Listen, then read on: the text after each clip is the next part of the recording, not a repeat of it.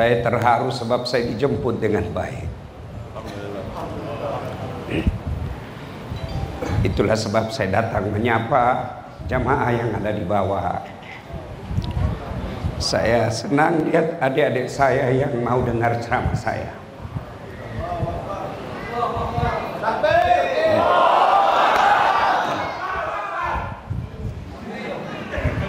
Masa saya kecil seperti yang saya jabat tangan saya datang. Saya tidur di masjid.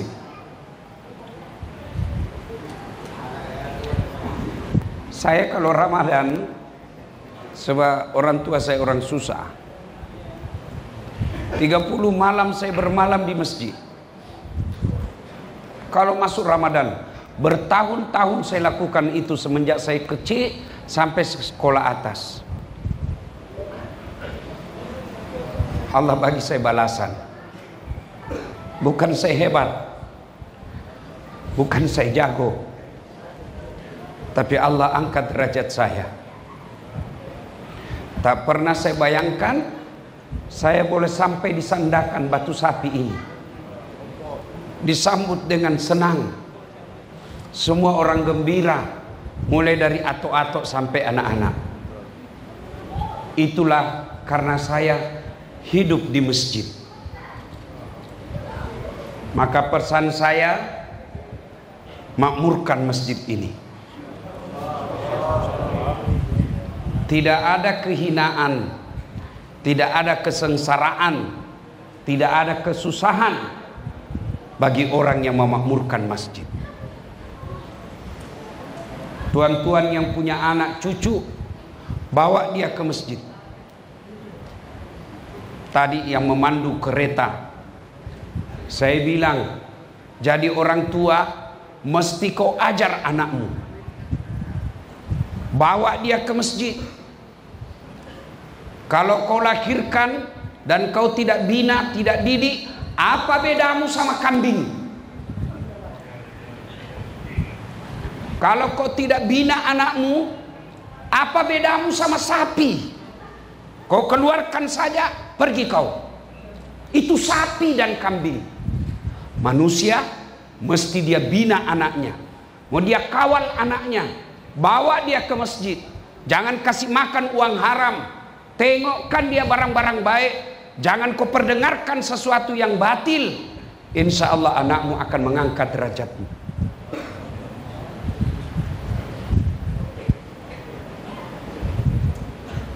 Ibu bapak saya orang susah.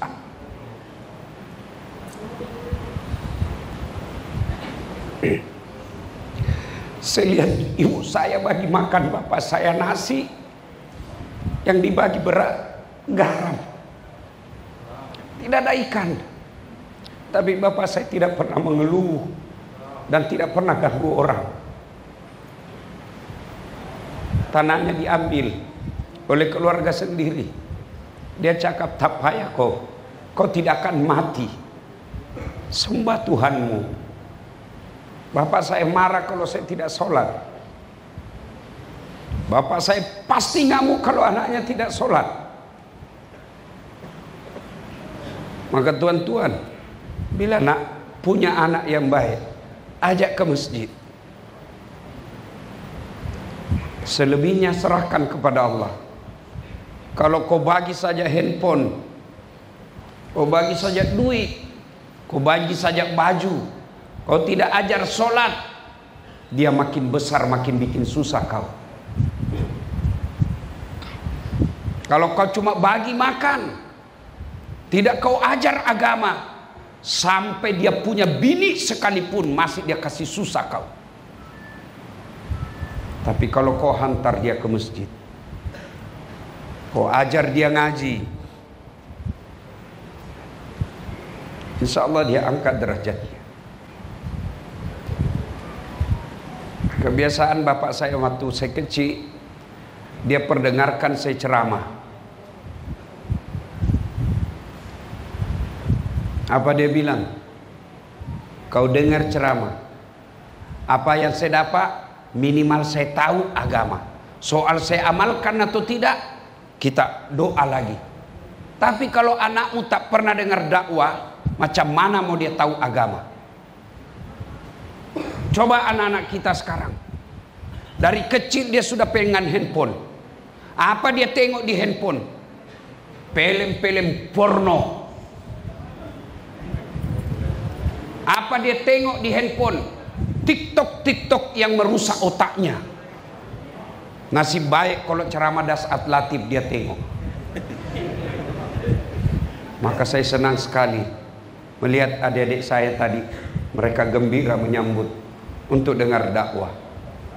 Saya pesan khusus kepada takmir masjid, bila ada anak-anak begaduh di masjid, jangan kau usir. Bersyukur kalau masih ada anak ribut di masjid, berarti insya Allah masih ada orang yang akan melanjutkan makmurkan masjid kita. Tuan-puan yang saya hormati, wa qala idzan bismillahirrahmanirrahim, ya ayyuhalladzina amanu taqullaha haqqa tuqatih wa la tamutunna illa wa antum muslimun. Wahai orang-orang yang beriman, bertakwalah kalian kepada Allah dengan sebenar-benarnya takwa, dan jangan kamu mati kecuali dalam keadaan beragama Islam. Ayat ini Jumat dibacakan khatib. Sejak 1400 tahun yang lalu, tiap Jumat ayat ini mesti dibaca. Kalau ada ayat yang selalu dibaca, pasti ayat itu penting.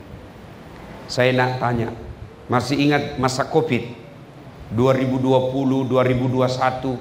Masih ingat Covid? Masih ingat? Ada anjuran yang selalu diumumkan. Apa itu? Ada yang ingat? Anjuran pengumuman yang mesti diumumkan di masjid, di sekolah, di office, di tempat-tempat awam. Ada pengumuman. Apa itu? Guna masker. Iya kan? Kenapa guna masker? Masa itu penting guna masker, maka diumumkan pagi, tengah hari, petang, malam, pakai masker, pakai masker. Kenapa? Waktu itu masker penting. Sekarang masih ada pengumuman itu? Masih ada? Jawab dulu, masih ada?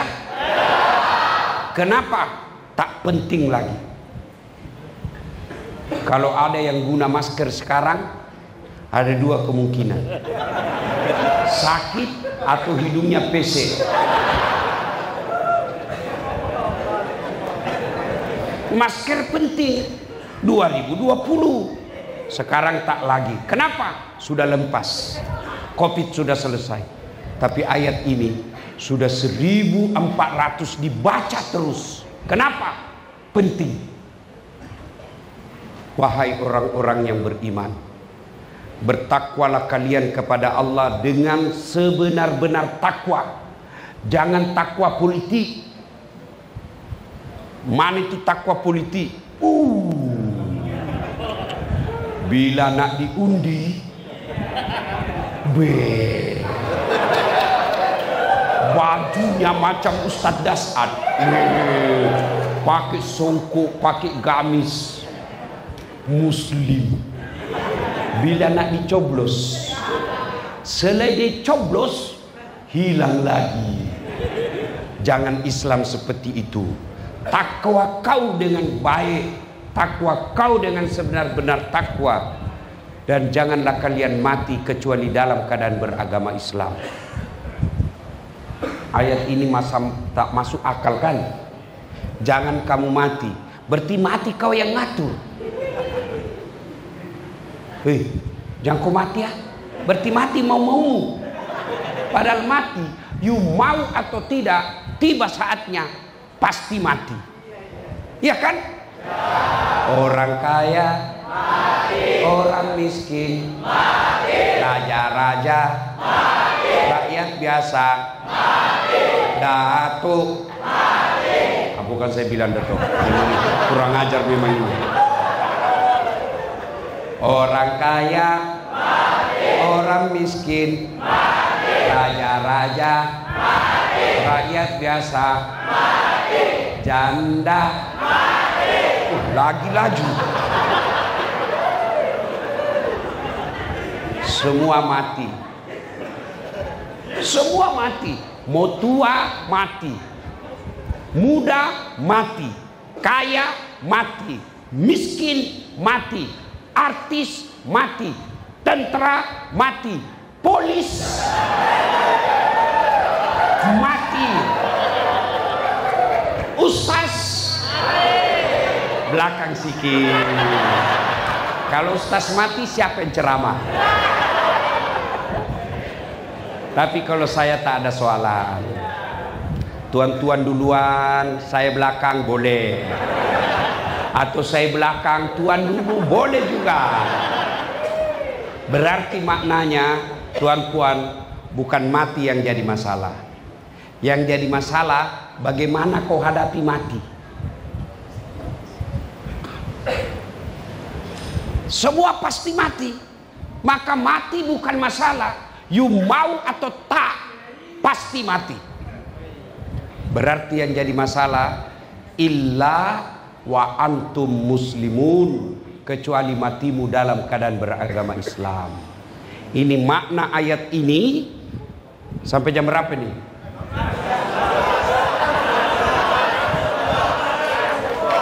Jam 12. Kau enak, saya menderita. Berarti ayat ini Allah ingin sampaikan, Datuk Anil, kau muslim, tapi belum tentu kau mati muslim. Dasat, kamu muslim, tapi belum tentu kau bawa Islammu mati. Itu makna ayat ini. Banyak orang muslim matinya kafir. Insya Allah kita tidak akan mati dalam keadaan abuk dadah. Betul, amin. Insya Allah kita tidak akan mati dalam keadaan berzina. Dia pergi keke, dia ambil cewek, makan obat kuat, kopi jantan semula jadi. Suk, suk, suk, suk. Kena serangan jantung, mati di atas perut, mati kafir kau bos. Dia lagi judi sabung ayam, didapat sama polis. Wih, polis, lari. Kata polis, jangan lari. Lari dia, jangan lari. Masih lari. Polis tembak ke atas. Bah! Masih lari, tembak lagi 2 kali. Pak ke atas, masih lari, tembak lagi 3 kali. Pak, masih lari, terpaksa ditembak kakinya. Tung, kakinya ditembak, kepalanya kena. Saya tanya kawan saya polis Indonesia, kenapa mana boleh? Kau tembak kakinya, kepalanya kena. Dia bilang soalnya waktu ditembak dia jongkok.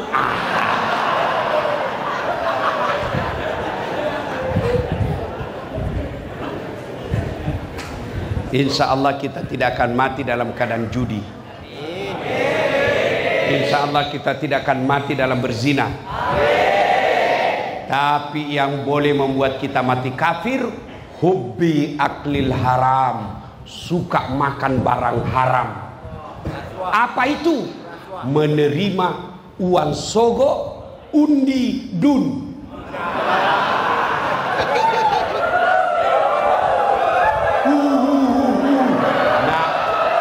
Itu semua. Saya heran, puasa Ramadan tidak ada lepas puasanya. Rajin jamaah di masjid, rajin dengar ceramah, tapi bila ada calon dun, berapa? Bos, kau dengar baik-baik ya, kau dengar baik-baik. Tolong jawab saya, tolong jawab.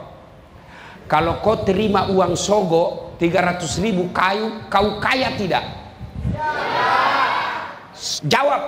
Kalau dibagi kau dan kau terima 300 ringgit, kau kaya tidak? Tidak juga kau kaya. Kalau kau tolak uang 300 ringgit, kau miskin tidak? Tidak juga kau miskin. Namun yang pasti ketika kau terima uang sogok itu, maknanya kau kasih uang masuk, uang neraka ke dalam perutmu. Yang pasti yang kedua, kau pilih orang yang tidak layak untuk menjadi wakil rakyat. Maka kepada calon yang mau diundi, jangan kau sogok rakyat.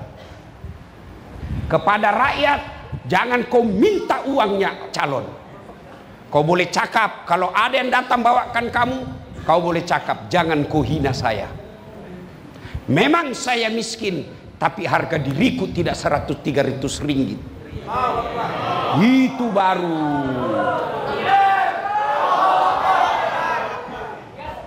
Saya mau tanya, ada orang Bugis di sini? Coba angkat tangan. Masya Allah, angkalinga kau ada ya Allah, kalinga kau. Kau dengar ini sesama orang Bugis, ini orang Bugis. Jangan kau kasih malu orang Bugis, bos. Jauh-jauh kau merantau tinggalkan tanah Bugis, kau mau disogok 300.000. Orang Bugis punya harga diri.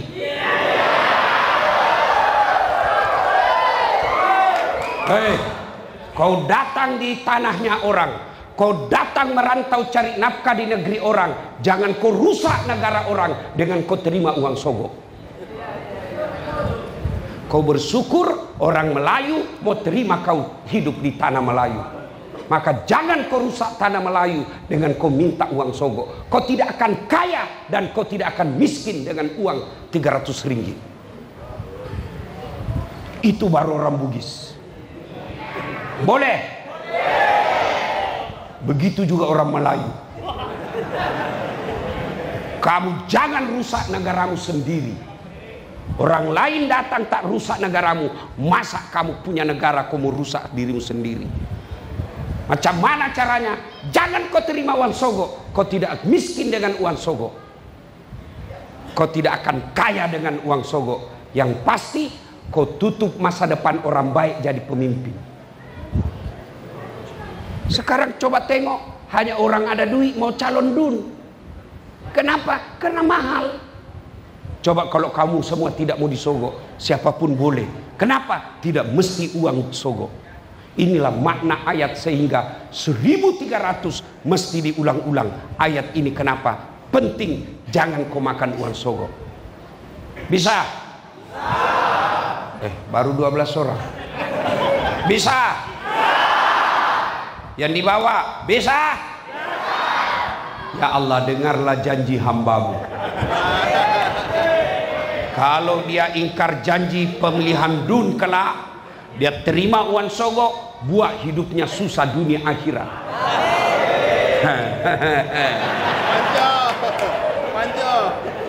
Udah cukup ya. Nah. 3. Ini masjid. Kau tengok di padang mahsyar kelak, buka kitab Durratun Nasihin. Di padang mahsyar kelak, matahari dari kepala, kata Nabi, seolah-olah tinggal 1 jengkal panasnya.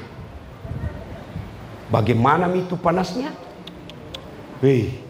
Sedangkan sekarang saja kau upacara bendera jam 9 banyak yang pingsan. Padahal matahari masih jutaan kilometer sampai ke atas. Ini nanti matahari seolah-olah macam ini. Ini matahari. Rupanya calon kau ya.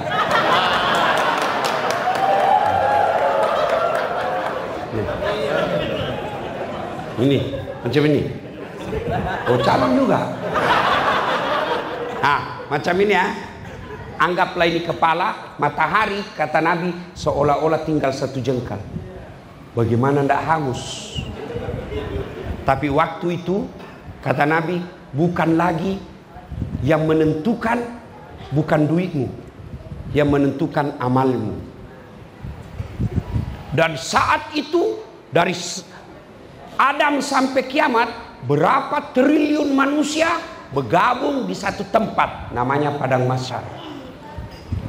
Masa itu kata Nabi, ini mukamu seperti ini, tidak lagi.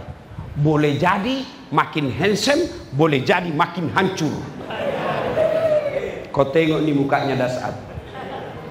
Pesek, hitam, kecil. Nggak handsome memang. Nggak, kau bohong. Tapi baik juga, saya senang juga. Kalau kawan saya jumpa teman waktu sekolah dasar, kau makin gagah. Saya bilang, saya tahu kau bohong. Tapi tak apa, saya senang juga. Macam itu nanti saya akui saya tidak handsome bos, tapi saya penuh pesona. Mana buktinya? Moko semua foto sama saya toh.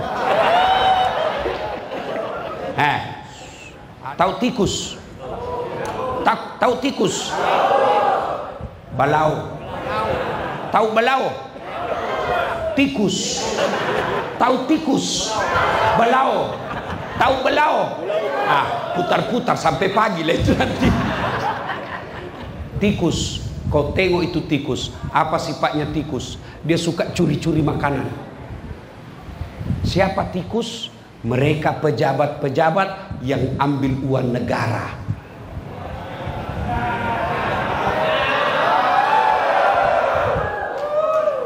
Ada ahli parlemen, ada YB, ada pejabat. Kalau di Indonesia bupati, wali kota, anggota DPR ambil uang negara. Balau. Jadi tak payah kau risau. Mau apa kita rakyat? Tidak mungkin kita pergi tangkap mereka. Tidak mungkin juga kita lempar. Kita tidak mungkin juga kata-kata kasar di medsos. Kita doa saja sambil bilang, penjilat. Iya tuh. Siap. Ini banyak di kawasan lingkar-lingkar penguasa. Lingkar-lingkar pejabat, lingkar-lingkar Datuk Bandar, lingkar-lingkar YB, lingkar-lingkar ahli parlemen. Itu semua samping-sampingnya hati-hati, biasanya penjilat. Ngam-ngam kan?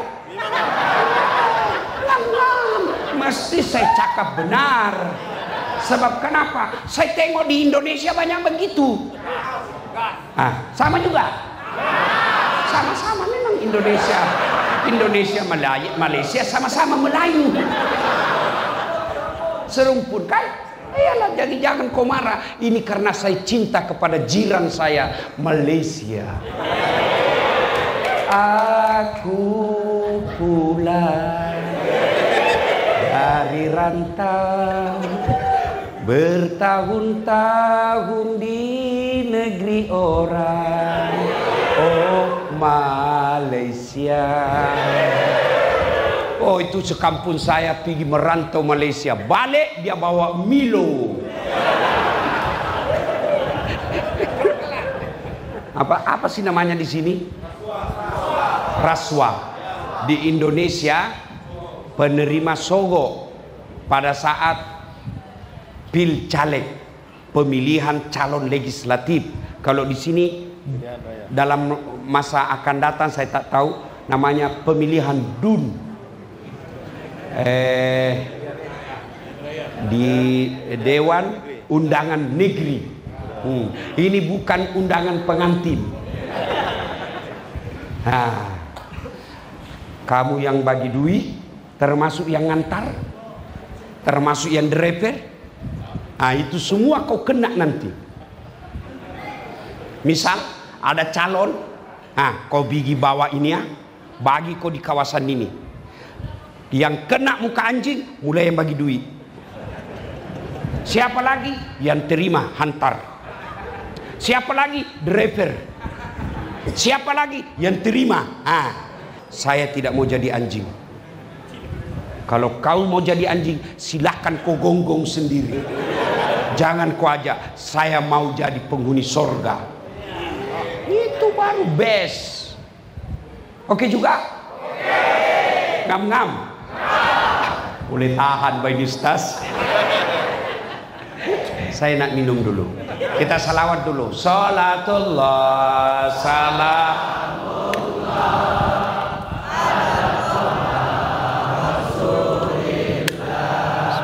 Salatullah salamullah.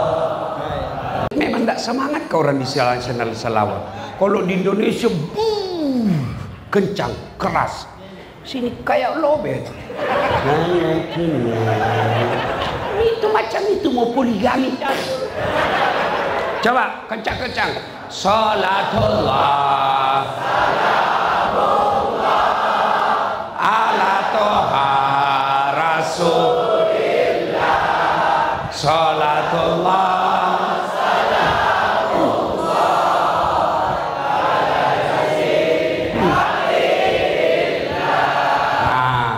Siapa di antara 7 itu?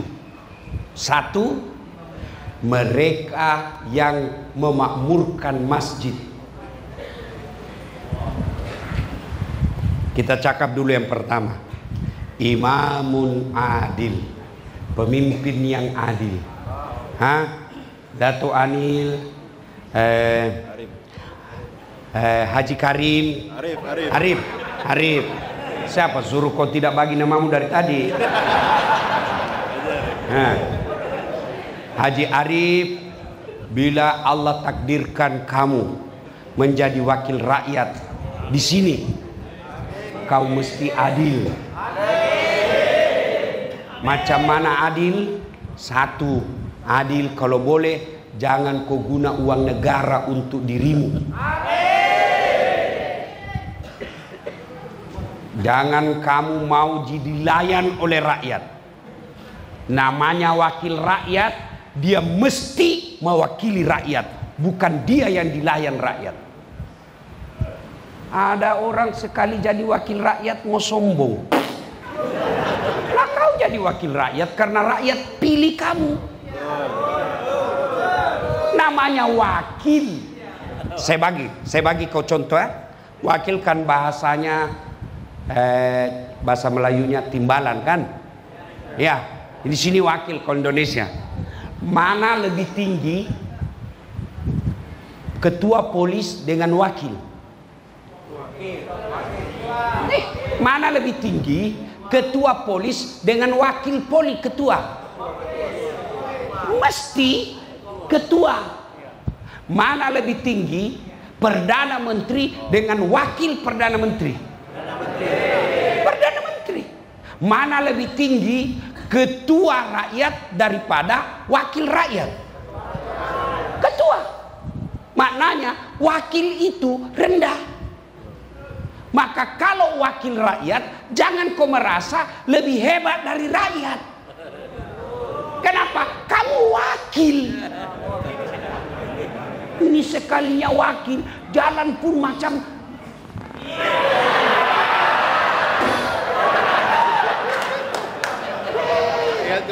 banyak itu. Kalau mau calon, wih baik betul. Sekali terpilih.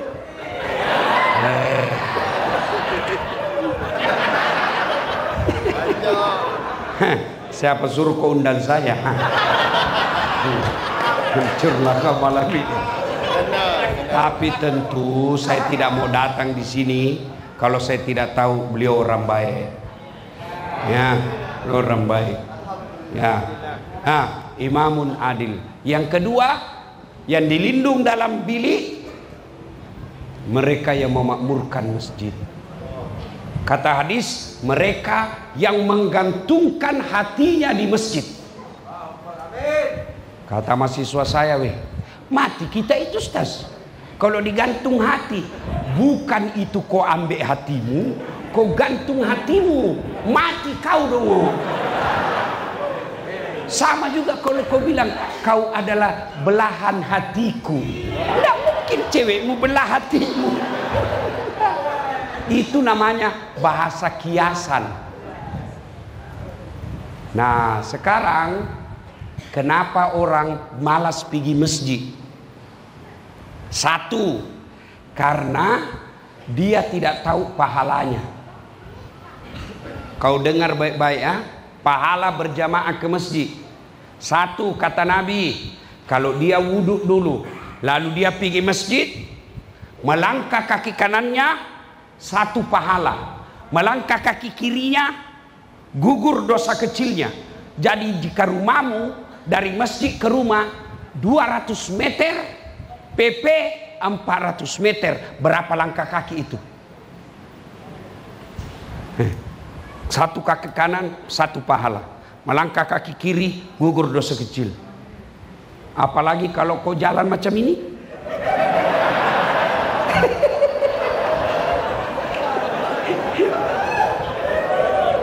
Ya. Ya.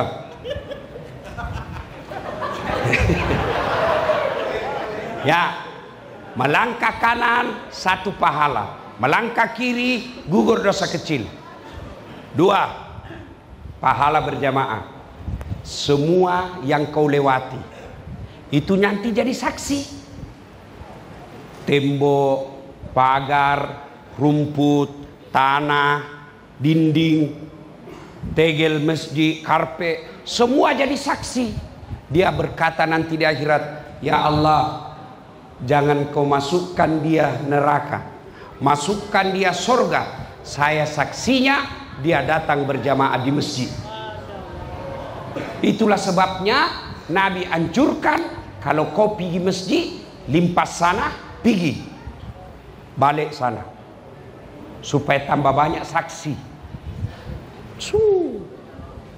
Jangan juga kau salah paham. Kau tinggal di Batu Sapi, mau pergi berjamaah, kau pergi KK dulu, kau pergi bandar dulu, baru balik. Selesai sudah orang sholat baru kau datang. Itulah juga sebabnya Dato', orang kalau berjamaah dianjurkan kalau kau salat sunnah 2 rakaat pindah tempat. Pertama rakaat tahiyatul masjid, Allahu Akbar, di sini. Mau sambung lagi salat sunat qabliyah sebelum rawatib, qabliyah duhur misalnya, kau pindah lagi. Sudah itu pindah lagi, supaya apa? Tambah banyak saksimu di akhirat. 3. Apalagi keutamaan datang berjamaah. Kalau bajunya basah karena hujan, atau bajunya kena debu, maka itu baju yang debu dan baju yang basah itu nanti akan menjadi seperti pelindung agar kau tidak disentuh api neraka. Cuma jangan juga kau salah paham. Sudah dengar begini, hujan, dia tunggu hujan keras, dia buka payungnya. Itu asli beleng-beleng itu. Ya. Apalagi keutamaan berjamaah. Ini yang paling populer. Lipat 27. Maknanya 1 kali kau sholat di masjid, 27 kali kau sholat di rumah baru sama pahalamu. Apalagi keutamaan berjamaah di masjid. Di masjid insya Allah lebih khusyuk. Kalau kau di rumah kan bingung, ini saya sudah tahayat atau belum, 3 atau 2, sudah apa belum. Tapi kalau di masjid tidak perlu risau. Kenapa? Ada imam. Apalagi keutamaan berjamaah di masjid. Di masjid ada doa bersama. Mungkin kita tidak tahu baca doa, mungkin kita tahu banyak dosa, tapi ada imam hafal Quran, alim ulama, mimpin doa, dia yang berdoa. Satu masjid kena semua doa. Itulah sebabnya imam bila berdoa, bacalah doa yang orang tahu makna doa itu dan perdengarkan. Biasa juga ada doa kita tak tahu apa dia minta, kita di belakang amin saja. Amin, amin. Pangkalingai ki bosaga milau. Kasih dengar juga kita apa kau minta. Siapa tahu yang jadi imam anak bujang, dia minta, ya Allah bukakanlah pintu jodoh bagiku, ya Allah bukakan jodoh bagi kami. Kata bapak di belakang, amin. Didengar bininya di atas, bininya cakap juga, amin. Itu berarti kau izinkan suamimu kawin lagi. Ya. Inilah keutamaan berjamaah. Belum lagi di masjid, insya Allah silaturahmi. Siapa yang mau dipanjangkan umurnya, hendaklah dia bersilaturahmi. Maka datang ke masjid, pahalanya banyak. Dua, kenapa orang malas masjid? Satu tadi dia tidak tahu. Dua, dia tidak tengok pahalanya. Coba kalau si Arif, Haji Arif umumkan, siapa yang datang sholat subuh berjamaah, saya bagi 2 liter minyak goreng, 10 kilo beras, 20 ringgit duit. Saya yakin jam 5 subuh sholat, jam 2 sudah penuh masjid. Kenapa? Dia tengok ada 2 liter minyak goreng. Padahal berjamaah di masjid, kata Nabi, andai kau saja lihat pahalanya, kau akan datang ke masjid meskipun kau dalam keadaan merangkak. Ada lagi lebih hebat. Kalau subuh kau sholat 2 rakaat sebelum masuk waktu subuh, pahalanya lebih berat yang 2 rakaat daripada dunia dan isinya. Datang ke berjamaah. 3, keutamaan. Kenapa orang malas ke masjid? Manajemen masjid tidak bagus, pengelola masjid tidak baik. Macam mana orang mau pergi masjid? Ada masjid saya, Datuk, di Makassar, umur panjang Datuk, saya jemput pergi Makassar, tengok itu masjid saya. Masjid saya dibawanya kolam, melingkar dia, di tengah itu masjid. Dibawanya masjid kolam, ikannya ikan koi. Imamnya Datuk sudah 2 kali lomba hafal Quran 30 juz, juara 1 di tingkat Sulawesi Selatan. Hafal Quran, tukang azannya kita gaji untuk azan, penceramahnya kita bagi judulnya, ini kau bahas. Masya Allah. Karpetnya empuk, dingin. Di dindingnya kalau selesai sholat nampak langsung bacaan zikir yang dibaca imam, jamaah semua ikut. Dia tengok saja di atas dinding. Mumpung saya ingat, kalau bisa ini kalau sholat jangan diaktifkan karena orang baca. Nih ya, orang pergi masjid senang hati. Itu kalau 10 malam terakhir kita pasang videotron di depan, penuh sampai ke jalan. Padahal tak ada atap, dia di jalan saja ikut imam. 10 malam terakhir Ramadan, malam itikaf, orang nyaman pergi masjid. Ini macam mana orang pergi masjid? Orang yang azan, yang sudah tua atau hayya sholat,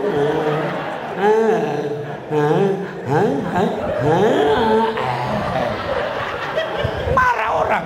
Itu lagi azan, itu lagi. Ada begitu di sini? Ya, kaulah anak muda. Kenapa orang tua pergi azan? Karena kau anak muda yang baik suaramu, kau tidak datang. Ada di satu kawasan jam 10 pagi dia kunci semua pintu masjid, Pak Ustadz. Dia kunci semua. Jam 10 pagi dia azan, Allahu Akbar, Allahu Akbar. Satu kawasan, salah apa ini? Subuh bukan, duhur bukan. Gila ini Pak Ustadz di masjid. Datang itu, berbondong-bondong orang datang marah-marah. Mau dia hentikan, sudah dikunci. Berhenti, tidak bisa berhenti sendiri dia datang. Dia tengok sudah, selesai sholat dia buka. Ustadz, kau gila ya? Kenapa bilang gila? Andai saja kau bukan Ustadz, sudah ku lapor kau di polisi. Bikin gaduh ini kawasan. Kenapa kau azan? Ini duhur bukan, asar bukan, subuh bukan. Kau gila. Kenapa azan begini? Itulah saya heran. Saya azan subuh, Tuhan tidak datang. Saya azan asar, Tuan pun tak datang. Sekali saya azan jam 10, baru Tuan datang semua. Ini yang gila saya atau kau? Tapi jangan kau praktek di sini aja. Jangan pula kau bilang Ustaz kasih contoh. Nah, macam mana orang mau pergi masjid yang azan tidak bagus, ya, karpetnya sudah 7 Muharram, 7 kali lebaran tidak pernah tukar. Begitu kita mau sujud, banyak semut. Oi, beri-beri. Ya, macam mana mau pergi masjid? Dapat lagi imam, sound system, speaker, baru takbir, Allahu Akbar.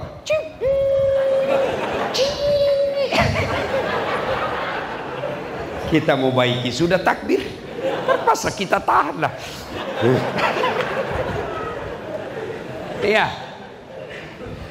Ada lagi imam, dia balik-balik sunnah Nabi. Kata Nabi, kalau kau jadi imam, ringkaskan bacaanmu. Yang kedua, baca yang umumnya orang hafal. Ini sekali dia jadi imam, gayanya baru naik bergaya itu.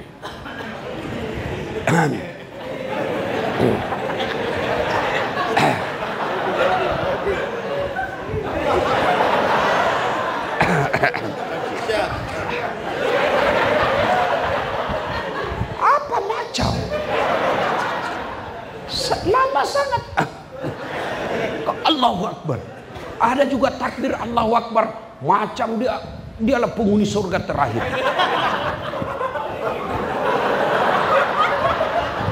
Allahu Akbar. Jangan panjang-panjang. Kata Nabi, pendekkan. Kenapa? Yang di belakang macam-macam jamaah. Ada ibu-ibu yang tahan kentut. Dari tadi dia mau kentut, terpaksa dia tahanlah dia.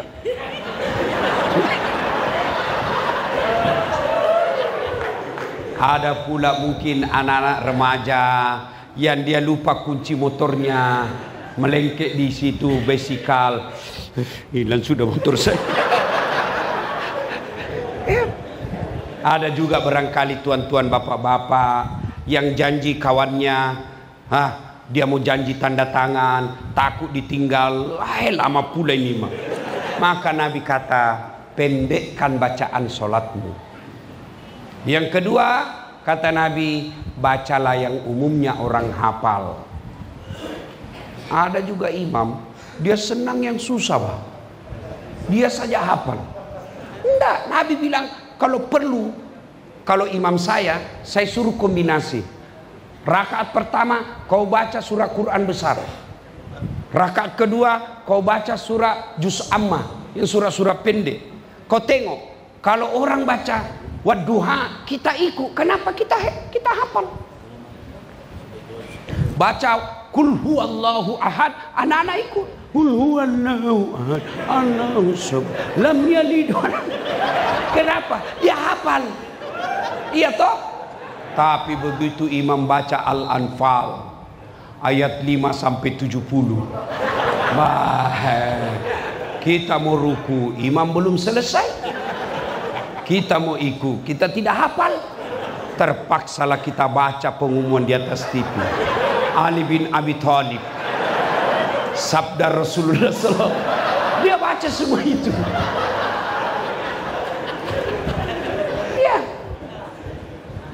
Yang kedua, kenapa disuruh orang baca umumnya hafal? Supaya kalau imam salah, ada yang boleh bantu.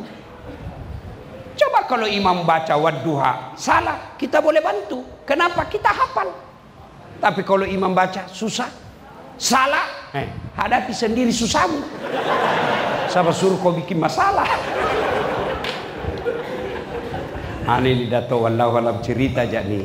Tidak tahu benar atau tidak.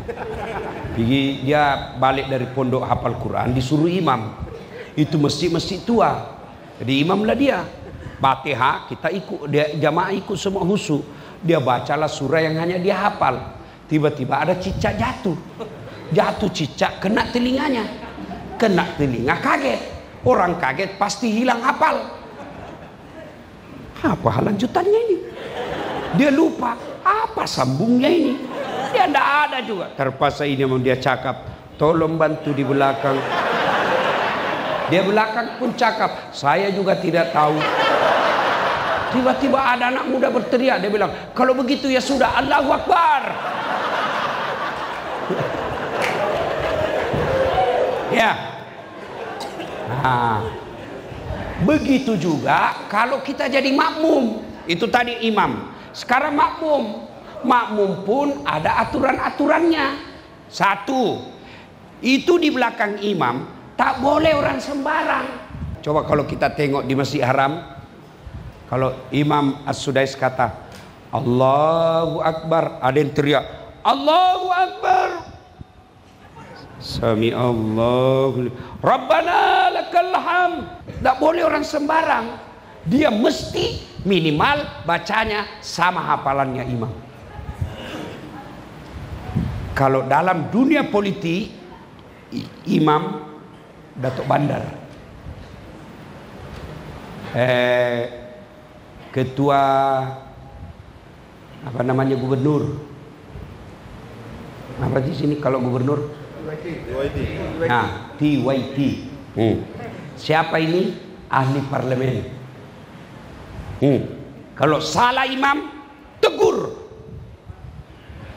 Ingatkan dia. Dia buat program yang tidak menyokong rakyat, tegur. Jangan itu, tak payah itu. Ini yang lebih utama. Itu gunanya wakil rakyat. Tegur ketika cara tegurnya bukan dihina.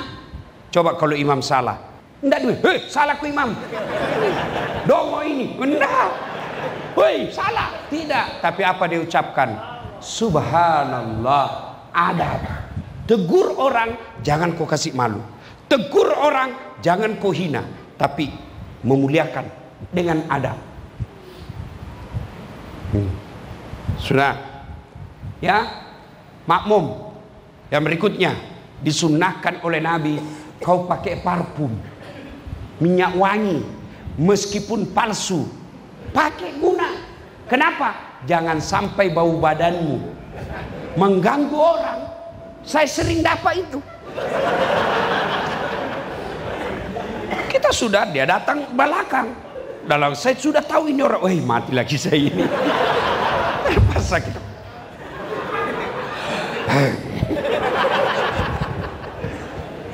Tuh. Yang kedua, sunnah sikat gigi. Kenapa? Supaya bau mulutmu tidak ganggu orang. Nah, ada juga itu makmum macam dialah paling soleh dalam masjid.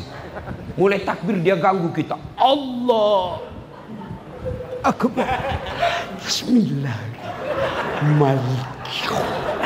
Ini bau mulutnya keluar semua sama kita. Itu adab dalam berjamaah. Nah, Bapak Ibu saudara-saudara sekalian, masjid telah dihadirkan. Sayang kalau tidak dimakmurkan. 7 golongan baru 2. Insya Allah kita lanjut setelah apa lagi itu? Undi.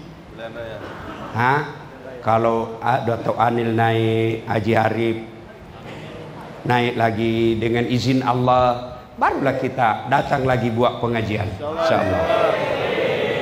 Itulah saja tausiah saya, nak berlama-lama tapi waktu yang membatasi kita. Jumpa lagi di lain masa. Lagi sudah 1,5 jam ini bos. Capek saya Pak ya. Nah, terus kau kira saya tukang parkir? Terus tambah. Kau kira saya penjual nasi goreng kampung? Tambah lagi ya, insya Allah. Bila nak mau lagi dengar ceramah saya, kau nonton saja di YouTube. Insya Allah ya. Sebelum saya akhiri, saya belum. Dulu.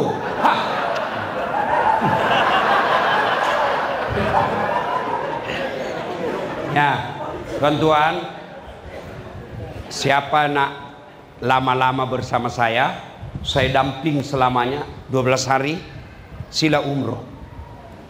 Saya ada perancangan umroh bersama ikhlas.com.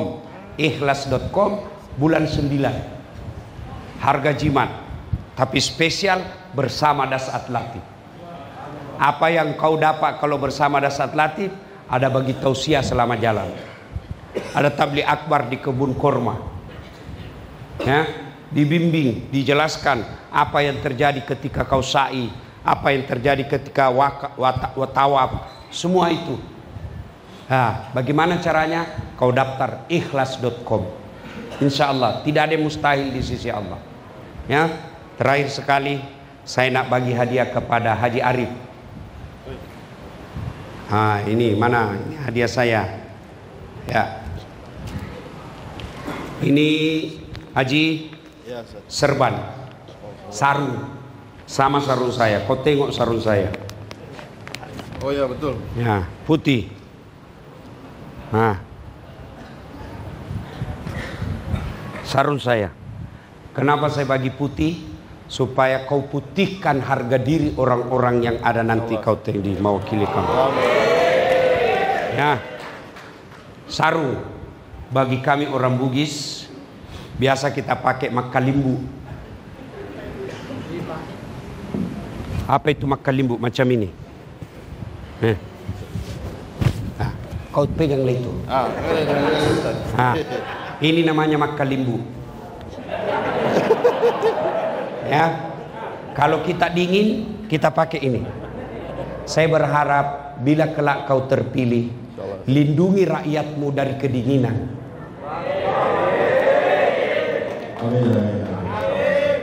Yang ketiga, sarung ini dipakai menutup aurat supaya kau tidak malu. Maknanya begitu Allah takdirkan kau terpilih jadi wakil rakyat, tutup rasa malunya orang-orang yang ada di kawasan. Malu kalau dia miskin, malu kalau dia jahat, malu kalau dia tidak punya sekolah. Angkat harga dirinya. Begitu. Ini sarung saya. Terima kasih. Terima kasih banyak-banyak. Nah. Saya mau bagi baju. Tapi tidak cocok bagi saya. Ya, terima kasih. Saya juga nak bagi baju. Ya, kepada Samsul. Nah, mana dia Samsul? Nah, ini yang drive mobil selama saya di sini. Orang Bugis juga. Nah, saya bagi baju. Nah, ini tak ada dijual. Kau tengok, tak ada dijual. Nah, saya bagi baju untuk Tuan Samsul. Mana si Rais? Dia juga bantu saya selama di Sandakan. Salah satu ciri orang Islam, jika dia bertemu memberi hadiah, minimal hadiahnya adalah doa. Kira ko Rais. Nih. Terima kasih. Kasih. Yang lain kalau saya bagi kau semua, habislah saya ini. Kau doakan saja, mudah-mudahan Ustadz sehat walafiat. Dimurahkan rezeki, dipanjangkan umurnya. Boleh lagi datang ke tempat ini. Terima kasih atas segala perhatian. Mohon maaf atas segala kekurangan. Usikum wa nafsi bitaqwallah. Fastabiqul khairat. Assalamualaikum warahmatullahi wabarakatuh. Waalaikumsalam warahmatullahi wabarakatuh. Diharapkan ketika kami dan 20 untuk